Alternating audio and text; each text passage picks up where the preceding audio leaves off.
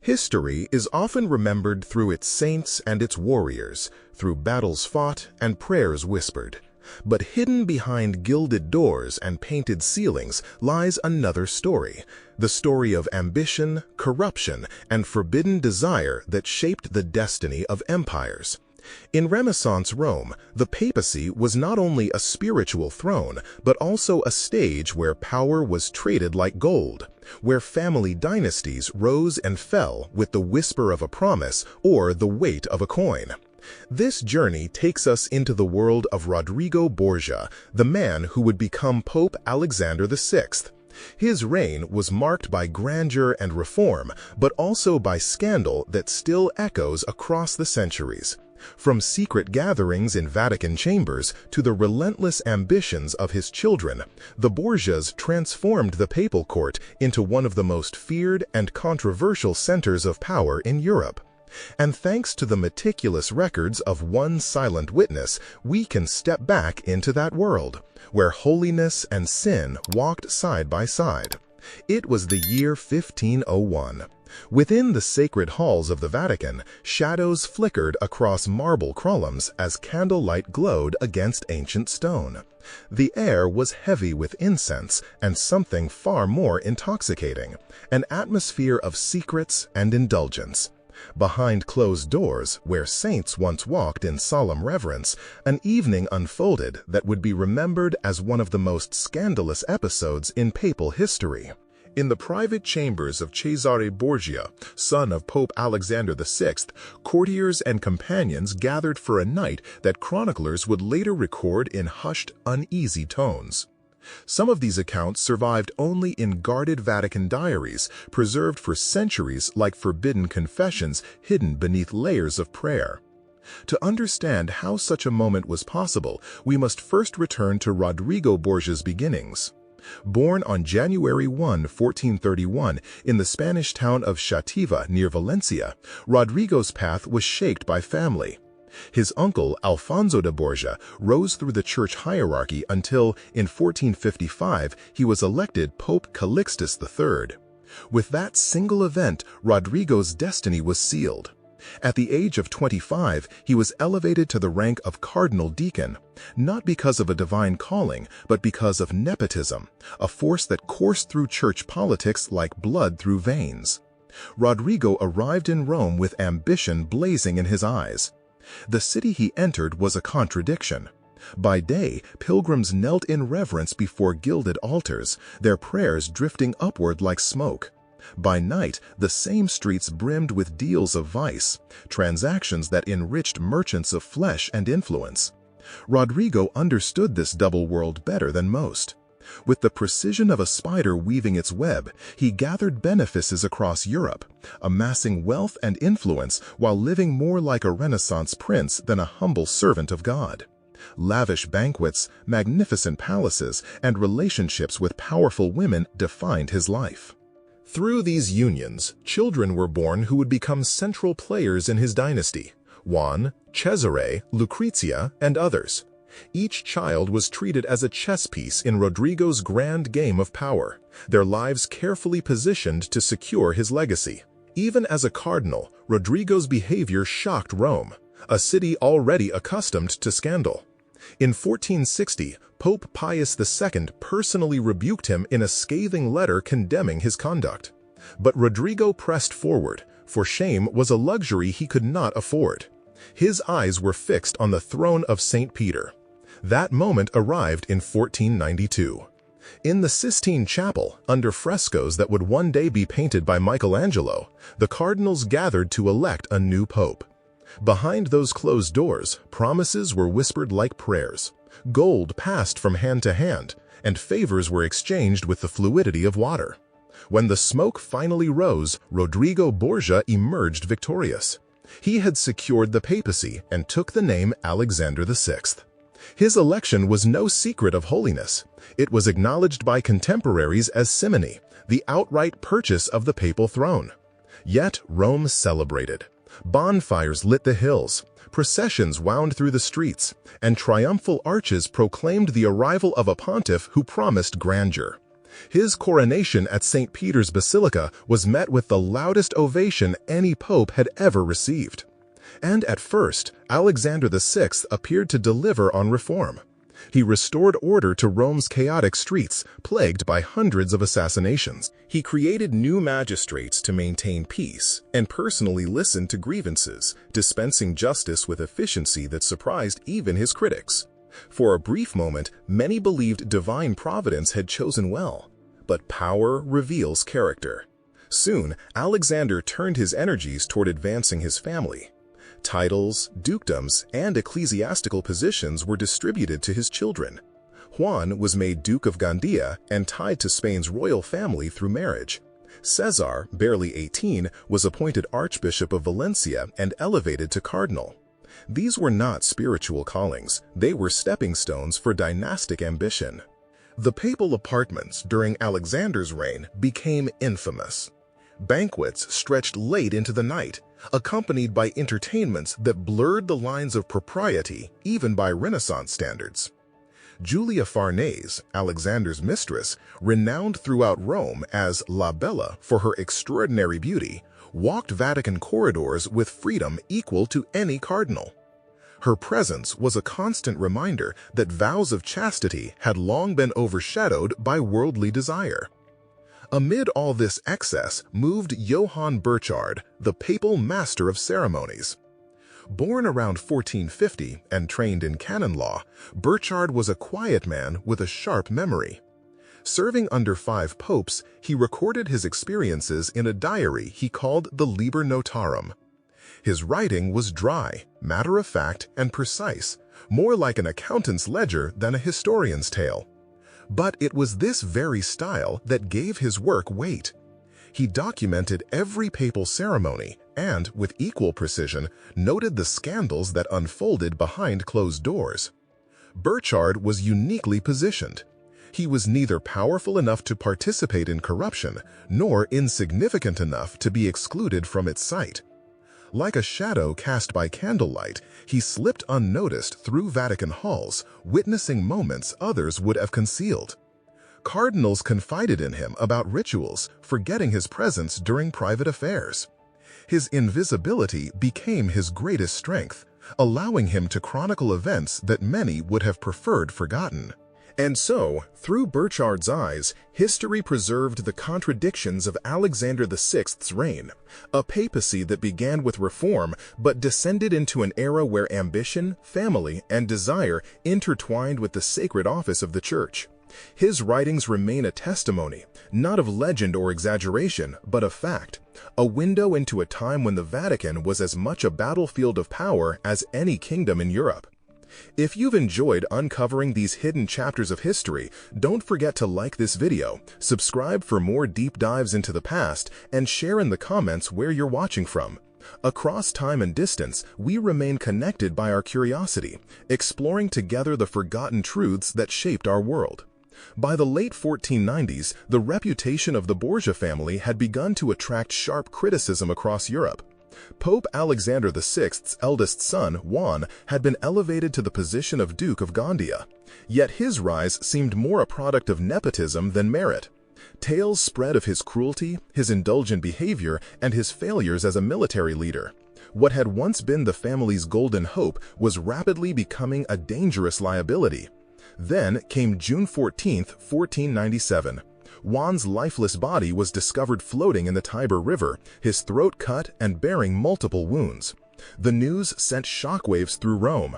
Alexander VI was devastated, locking himself away in grief so deep that many wondered whether divine judgment had finally reached the Borgia household. For 3 days, the Pope refused food and sleep, consumed by sorrow. In that moment of despair, he even announced a program of church reform, promising to curb corruption and restore dignity to the papacy. For a fleeting time, it seemed personal tragedy might accomplish what decades of criticism could not.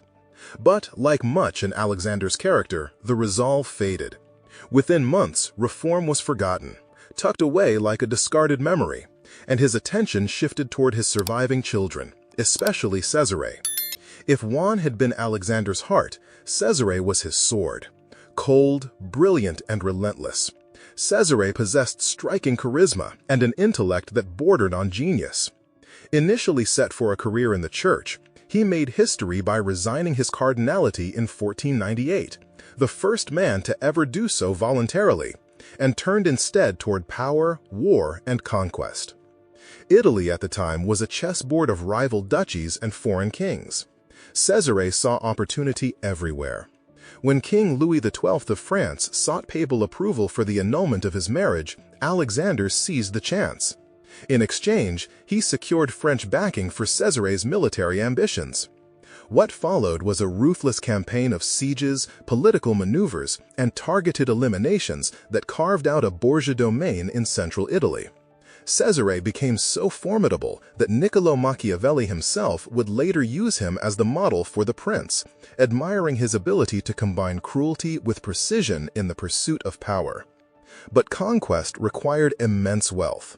To fund Cesare's campaigns, Alexander expanded the sale of indulgences, church offices, and even cardinal appointments.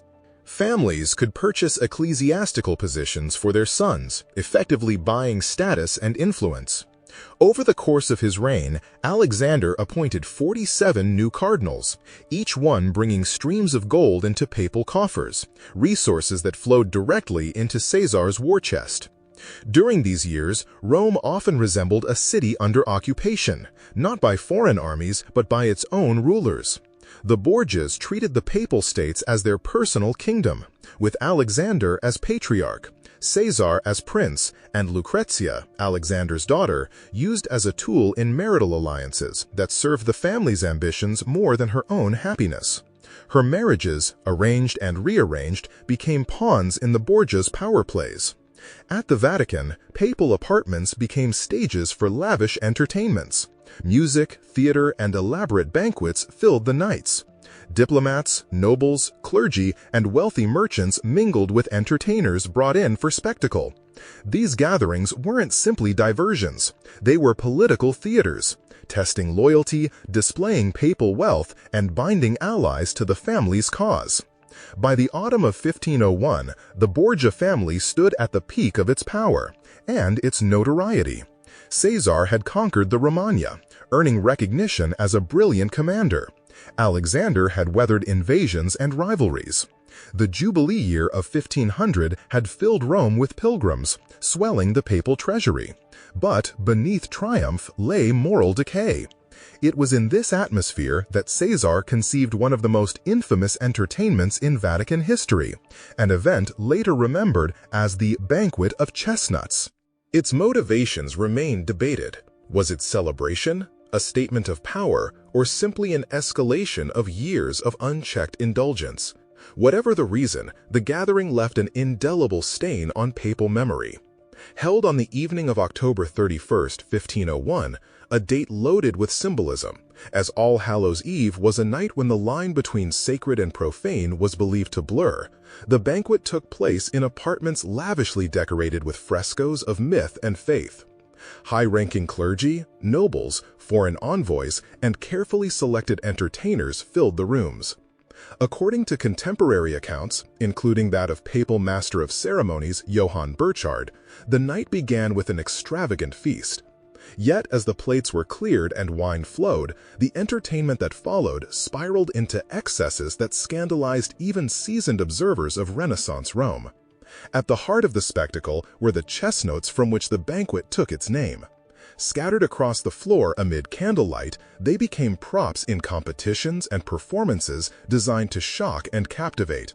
Burchard's detailed account, preserved in the Vatican's secret archives, records how the evening blurred the line between festivity and spectacle, and how the highest offices of the Church were entangled in behavior far removed from the sacred mission they claimed to uphold.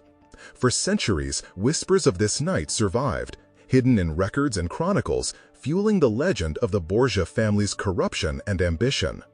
Whether exaggerated or not, the story of the Banquet of Chestnuts remains one of the most infamous episodes in papal history, a symbol of how unchecked power and unbridled ambition can corrode even the holiest of institutions. When the Vatican archives were opened to researchers in the late 19th century under Pope Leo XIII, even then there was hesitation about revealing certain documents. Authorities feared that some records might still tarnish the reputation of Pope Alexander VI centuries after his death. That alone shows just how powerful the scandal surrounding his papacy remained. The morning after what became known as the infamous Banquet of the Chestnuts, life in Rome appeared normal on the surface. Pilgrims still flocked to St. Peter's Basilica, cardinals went about their duties, and the Pope himself held audiences as though nothing had happened. But whispers spread quickly. Servants, guards, and attendants carried the story beyond the palace walls. Soon, ambassadors and diplomats were sending letters across Europe, and shockwaves rippled through courts that were themselves far from innocent. Even rulers who tolerated excess in their own households were stunned that such behavior had unfolded in the Vatican itself. Reformers seized on the scandal. In Florence and elsewhere, church critics claimed this was undeniable proof of corruption at the very heart of Christendom.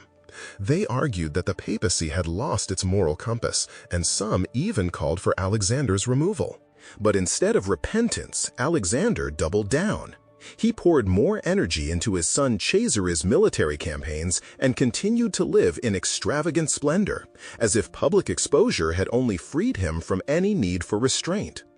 The Banquet of the Chestnuts was not an isolated event. It symbolized years of decline in papal morality. To many, it represented the collapse of the line between sacred duty and worldly indulgence. Even so, power and politics often outweighed outrage. Cesare's military successes kept admiration alive among those who valued effectiveness more than virtue. Thinkers like Machiavelli would later argue that rulers must sometimes embrace ruthlessness to maintain control. But Alexander's legacy proved fragile. When he died in 1503, rumored by some to have been poisoned, though likely malaria, his children quickly lost their power. Cesare ended his days as a mercenary in Spain, and Lucrezia, though surviving as Duchess of Ferrara, never escaped the shadow of her family's reputation. The new pope, Julius II, wanted nothing to do with Alexander's tainted legacy. He refused to live in the same rooms where the scandal had taken place, moving instead to chambers he later commissioned Raphael to decorate with masterpieces that today stand as a stark contrast to the moral collapse of his predecessor's court. Historians have debated the accuracy of Johann Burchard's account, the detailed diary that preserved the story. Some Catholic writers in later centuries dismissed it as exaggeration, while Protestant historians eagerly cited it as proof of papal corruption. Modern scholars generally agree that while embellishments may have crept in, the event itself likely occurred. They note that such spectacles were not unusual among secular rulers, but the difference was Alexander's role as leader of the Catholic Church. That contradiction is what made the scandal so explosive. The rooms where the event happened were decorated with frescoes of mythological and biblical scenes, a setting that only heightened the sense of irony. Pagan gods and Christian saints alike looked down from painted walls as behavior unfolded that blurred the line between sacred and profane. Architectural details of the papal apartments, with their multiple chambers and soundproofed walls, explain how such gatherings could occur without immediately attracting wider attention. For centuries, the Vatican tried to keep such documents hidden, restricting access to only a few researchers. Yet the evidence still survived, and the story continued to resurface. Diplomatic letters from the time confirm that something shocking indeed happened.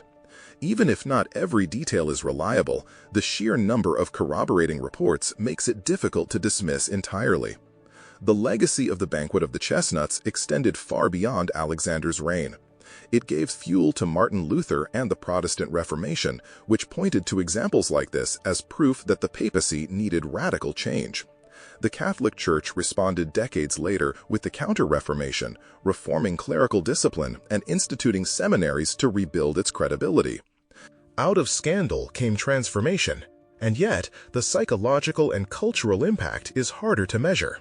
For the courtiers and attendants involved, participation might have been more about survival in a dangerous political world than personal choice.